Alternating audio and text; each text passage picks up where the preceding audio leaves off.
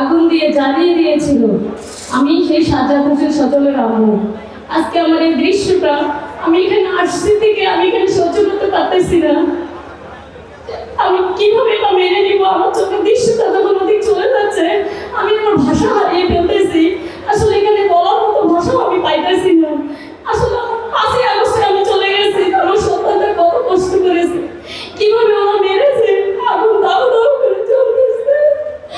আমার বুকের ভিতরটা আগুনটা জ্বলতে আছে, জ্বলতে আছে। কিন্তু তারপর আমি কিছু বলবো, কারণ আমি যখন ক্লাস 7-এ পড়তাম তখন আমি ফার্স্ট পুরস্কার হিসাবে 71-কে আমি বুকে ধারণ করে আমি ছেলে যেমন খুশি তেমন সাজো, সেখানে আমি ছেলে আর মা সেজে সেখানে আমি ফার্স্ট পুরস্কার নিয়েছিলাম। কিন্তু সেটাই যে আমার জীবনে সেটা পূর্ণতা পাবে এটা আমি কোনোদিনও ভাবি নাই যে আমি সেই ছেলে আর মা হয়ে যাবো। আজকে আমার দিনটা খুব মনে পড়তেছে যে 16 ডিসেম্বর আমি ছেলে আর মা যেমন খুশি তেমন সাজো ছেলে আর মা সেজেছিলাম। আজকে সত্যি একজন ছেলে আর মা। আমি নিজেকে সামনে নিতে পারতেছি না যে ছেলে আমার কত ব্যথা। সেদিন হয়তো আমি আনন্দে আত্মহারা হয়ে আমি সেজেছিলাম যে না 71-এ মায়েরা এরকম কষ্ট করেছে। জীবনের সব আয়োজন এখানে একসাথে।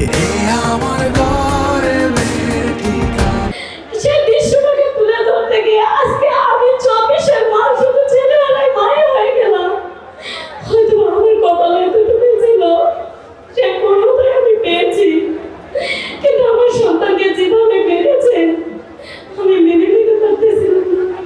আজকে আমার সন্তান আগুনে এক্ষুনি আছে না কেন ভারতে, তাদের এই বাংলাদেশে নিয়ে এসে এই আশুলিয়ার মাটিতে তাকে প্রকাশ্যে দিবালোকে তাকে রাস্তাঘাটে আমার ছেলেদের যেরকম করে মারা হয়েছে ঠিক সেরকম করে তাদের ফাঁসিতে ঝুলিয়ে এই আশুলিয়ার মাটিতে তাকে ফাঁসিতে ঝুলিয়ে শুধু হাসিনা না তার দোষদের এবং তারা স্পটে ছিল তাদেরকে সকলকে এই আশুলিয়ার মাটিতে অব্দ ফাঁসিতে ঝুলিয়ে আধা মারা করে আমার সন্তানের মধ্যে এভাবে পুড়িয়ে দিতে হবে। এটা আমি কোর্টের রায় নয়, আমি সকলের মা হিসেবে রায় দিয়ে গেলাম। আমার রায় সকলে মেনে নেন। আমি একজন মা, আমি এই সন্তানের মৃত্যু মেনে নিতে পারতেছি না। আমার বুকে হাহাকার করতেছে, আমি কথা বলার ভাষা হারিয়ে ফেলেছি এই দৃশ্য দেখে। আমি একটা দৃশ্য আমি